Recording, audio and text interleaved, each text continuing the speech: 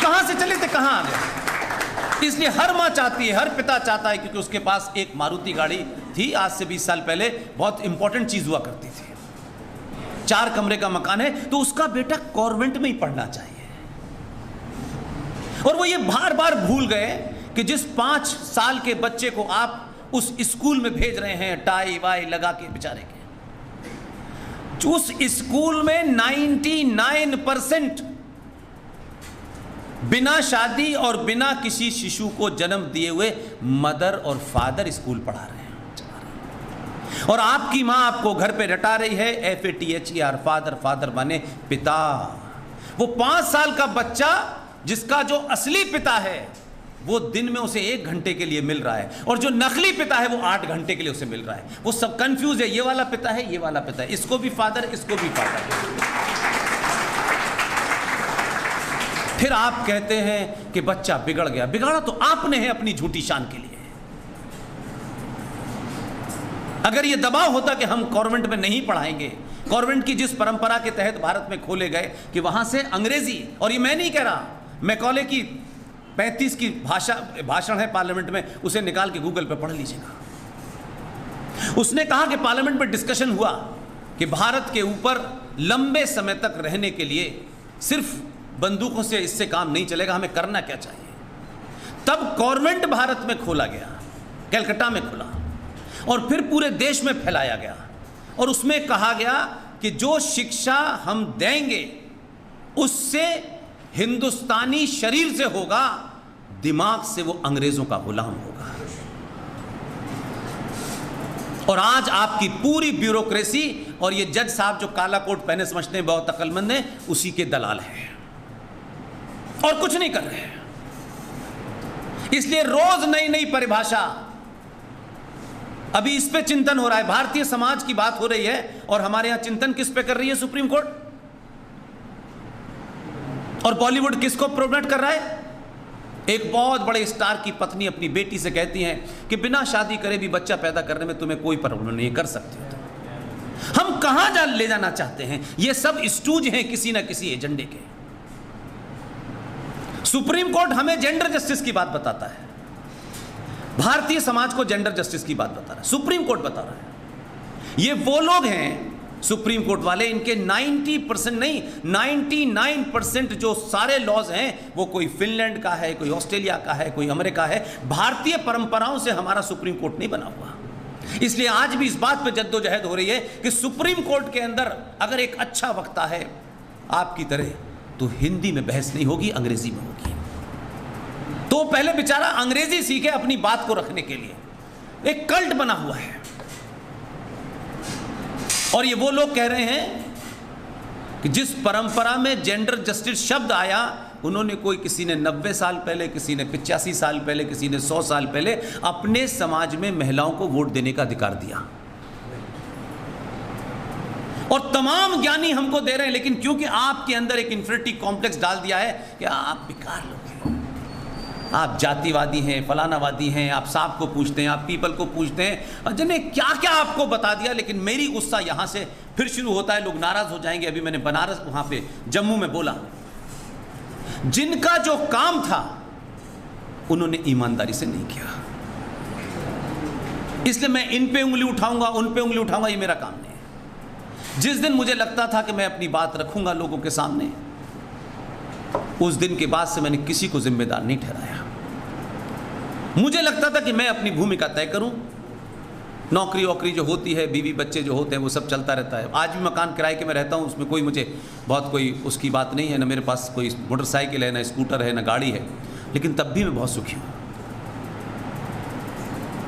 उन लोगों ने, जो लोग 450 साल में, सतीश भाई, 450 साल से जिस समाज की ये हिम्मत नहीं हुई कि वो अपने देश का राष्ट्रपति किसी महिला को चुन लें, वो हमें बता रहे हैं कि भारत में जेंडर जस्टिस नहीं है। और ये हमारा प्रकोप है, ये हमारी संस्कृति का, हमारी सभ्यता का प्रकोप है कि लाइन खींच के पाकिस्तान बन गया हो, तब भी बेनजीर एक इस्लामिक देश में पहली प्रधानमंत्री बनी। बांग्लादेश में 2-2 प्रधानमंत्री बनी, क्योंकि संस्कृति तो एक ही थी। लाइन खींच देने से संस्कृति तो नहीं बदल जाती है, मजहब का आला ओढ़ने से संस्कृति नहीं बदल जाती है, नाम बदलने से आपके पुरखे नहीं बदल जाते। हमारे यहां प्रधानमंत्री 16 साल तक रहे, हमारे यहां राष्ट्रपति रहे, हमारे यहां चीफ जस्टिस रहे, हमारे यहां कई हाई कोर्ट में जजेस रही। वो हमें ज्ञान दे रहे हैं कि भारत में जेंडर जस्टिस नहीं है। हम कहां खड़े हैं? और आप ये सवाल नहीं पूछते कि दुनिया के पुराने सबसे लोकतंत्र, बड़े ताकतवर देश, तुम में इतनी हिम्मत नहीं है, तुम औरत से इतना डरते हो कि उसे राष्ट्रपति नहीं बना पाते हैं। दुनिया का बड़े गुणगान होते हैं हमारे यहां। अपने ऊपर जो आपकी ताकत है, ना वो आपके लोगों को बोध आपने कराया, ना आपने कभी सोचा। इसलिए हर आदमी को शाम के खाने की और मकान की और दूध, इसके अलावा हमारी जिंदगी में कुछ है ही नहीं। ऐसा लगता है कि हमारा जन्म सिर्फ एक मकान, एक गाड़ी, कुछ नौकरी, इसके अलावा कुछ है ही नहीं। जिन पे नौकरी नहीं है वो भी जिंदगी जी रहे हैं, जिन पे अच्छी मार्कशीट नहीं है वो भी जिंदगी जी रहे हैं।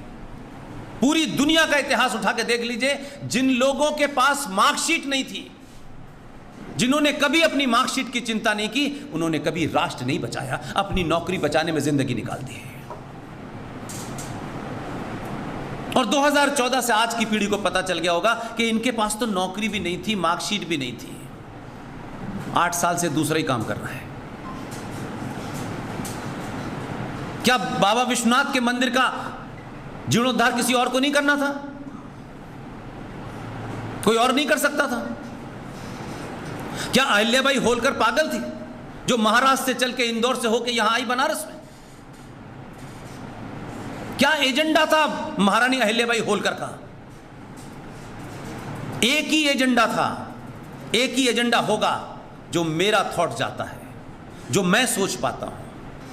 वहां से चलने के बाद बनारस के इस मंदिर का जीर्णोद्धार किया और टूटी हुई खंडित बाबा विश्वनाथ की मूर्ति को दोबारा से स्थापित करके उस पर पूजा चलती रहे।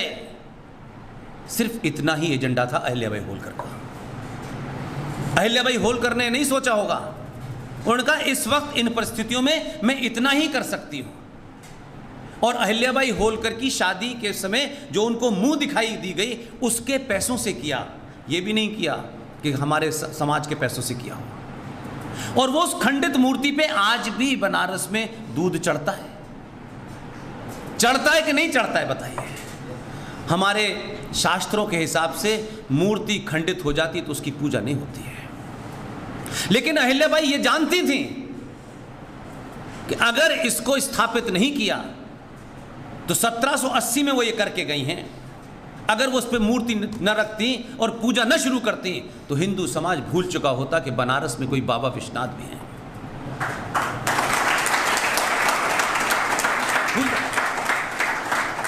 वो ये मैं मानता हूं कि उनका यही एजेंडा रहा होगा कि पूजा के बहाने बाबा विश्वनाथ बनारस, इसकी महत्वता बनी रहेगी, चलती रहेगी। उन्होंने नहीं सोचा था कि एग्जैक्टली 238 साल के बाद एक आदमी गुजरात से यहां आएगा, यहां से चुनाव लड़ेगा, 14 में लड़ेगा, 19 में लड़ेगा, और फिर बाबा विश्वनाथ के उस मंदिर के प्रांगण का इतना बड़ा जीर्णोद्धार करेगा कि दुनिया देखेगी। और उसी प्रांगण के अंदर वो जगह जहां असली बाबा विश्वनाथ मौजूद हैं, जब सब कुछ उसने कर दिया। आप इसको आध्यात्मिक तौर पे देखिए, आप इसको साइंटिफिक तौर पे देखिए।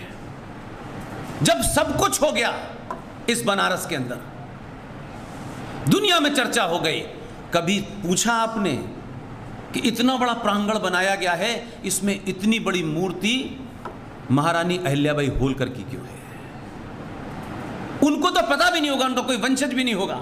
आज के नेताओं की तो चिंता रहे, जिंदा ही मूर्ति लगवा लेते हैं, पता नहीं कोई लगाएगा कि नहीं लगाएगा। अहिल्याबाई होलकर को नहीं चिंता थी। लेकिन आज 2022 के भारत में बनारस जैसी नगरी में, जिसे मैं विश्व की सबसे बड़ी आध्यात्मिक और सांस्कृतिक नगरी मानता हूं, उसमें इतनी बड़ी मूर्ति लगी है, उनका कोई वंशज नहीं देख पा रहा। आज लग गई। क्या उनको पता था कि 238 साल के बाद कोई एक आदमी आएगा, मंदिर बनाएगा? उसने भी करीब करीब सारा काम कर दिया, लेकिन एक इंपॉर्टेंट काम है जो उन्होंने किया,